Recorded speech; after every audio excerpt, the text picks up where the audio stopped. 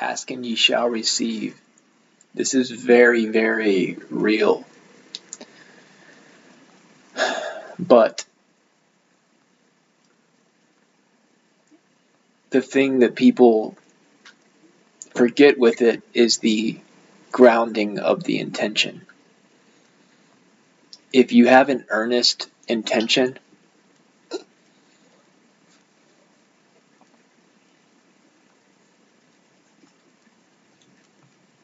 the only two things that hold people back from bringing forth, from manifesting what they desire.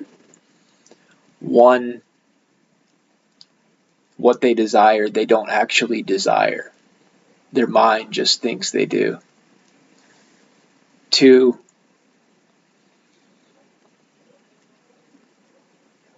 you're not grounding your intention. You're asking for it. You know you want it. You know from the bottom of your most authentic self you want it, but you're still not grounding it. You're not willing to put earthly energy into it. You're not willing to get your hands dirty a little bit, even if it's not the right thing.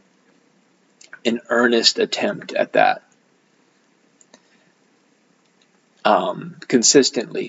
Consistently, and you can try different stuff. If something's not working, then you'll try something else, but you keep trying something, you keep doing it, you keep actually making honest effort. It doesn't have to be an insane amount of effort, but just honest, legitimately honest effort. You know what that is from your core. You know what that means, whether you're doing that or not.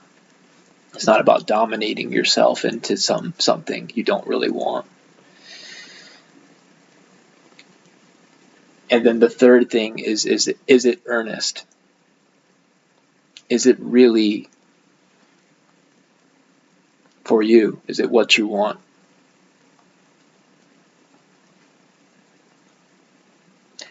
Maybe you just want to be appreciated. Maybe you feel like you're not appreciated and you want to be appreciated. Maybe that's really what you want. But the way that your mind, the level your mind is at with it is, I got to get better at golf. Some of my golf buddies think I'm good and they like me and they want to invite me to their party because I'm good at golf and we have fun together. So maybe you see it as, I want to manifest being good at golf. I want to be good at golf. And the further out you are in your ego, the further layered you are from your core, the more likely you are to fumble this a little bit. But the more likely you might get good at, you might actually get better at golf. Even though it's not really what you wanted. What you really wanted was to be appreciated by your friends, was to be accepted by your friends, was to have friends. You feel like even if y'all hang out, are they really my friend? That's really what you want. That's going to be the deeper level. But instead, you end up getting good at golf, and maybe you come to peace with that deeper layer, maybe you don't.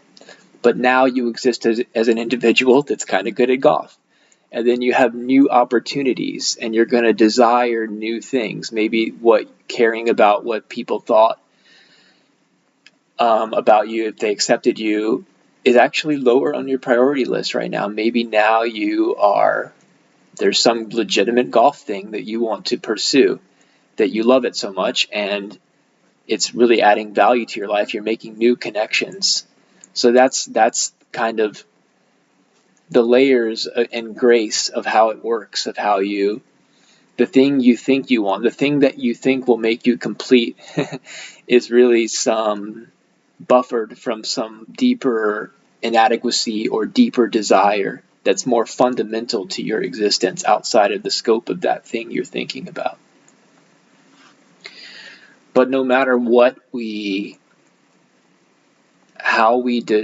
no matter like what we fall into, we're falling up. And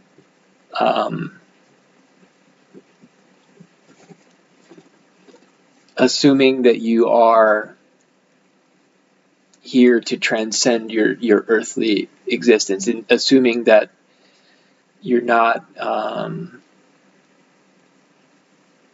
And I think we all are, but maybe the rate of that varies from individual to individual.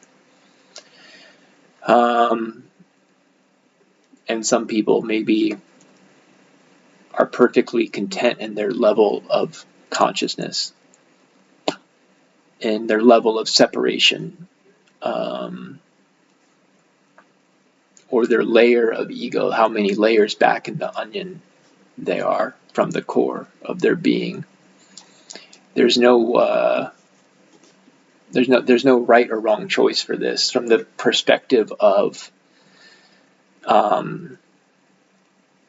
incarnating from a God state.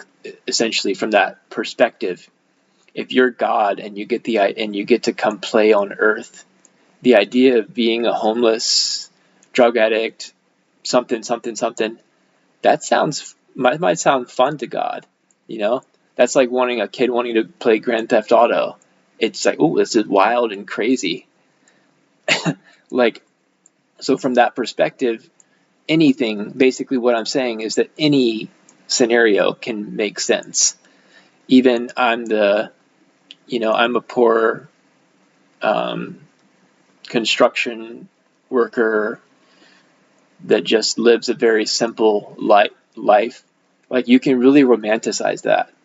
A good Hollywood director can make an Oscar out of anyone's life, because every single one is beautiful, even if they're not able to see it themselves. There's something romantic about it. So not everyone is meant to become enlightened, to find themselves, to want to find themselves. Some people are drawn to that. That's a path for them. Some people are not. Equally valid, equally fun way to do it. So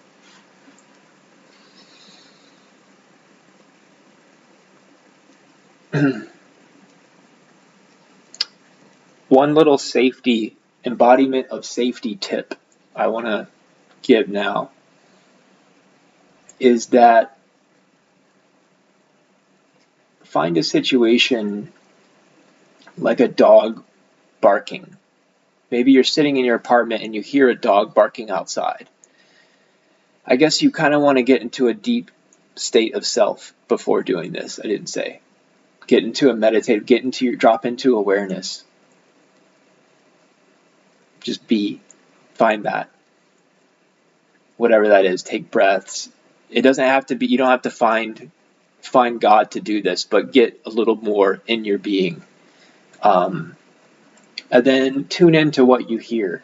A few minutes ago, I was hearing a dog barking. Well, it was fairly off in the distance, maybe a couple houses away, but it sounded like an aggressive dog barking at something.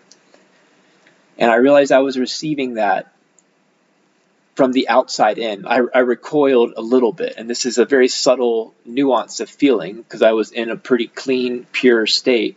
So the dog bark, I felt myself, I was like, oh, I kind of came in a little bit, a fear response. And so the dog continued to bark every 30 seconds or so, 10, 15 seconds, I don't know, for a couple minutes. And eventually I found it or I made the challenge to myself, can I perceive that this vibration of the dog's bark, kind of waiting for it a little bit. I'm tuned into it. I'm expecting it. Oh, I got scared. I didn't catch it enough. Oh, and then eventually it barks and I was kind of ready for it. I was expecting it. A couple more barks. Like, okay, like it's not totally making me jump in fear because I'm expecting it. I'm kind of taking it in. And then eventually getting to a place of as if this dog's bark is emerging from you, from your heart, from your most core being. That sound, whoo, is coming from you. Can you embody it to that level of expectation of it, of being with it, of not being startled for it, of accepting it, being ready for it, of tuning into it? You're tuned into it. Your presence is going there. And that's an embodiment of safety, because you're taking a stimulus that's not really that scary, a dog barking, you're in your apartment, but it still did it to you. It still did it to you. So even though you know it's safe, your mind knows it's safe, your body didn't, not fully. And so this is that practice of going from noticing a recoil, noticing a tucking away, to, actually it is safe for this to happen differently. I can say this as I mean it out with friends. I can really say this as I mean it here. Like, I'm safe to do that. This is that same thing of being a little reserved into some type of mold versus expressing from your innermost, not from the surface, but expanding. Okay, I went too far.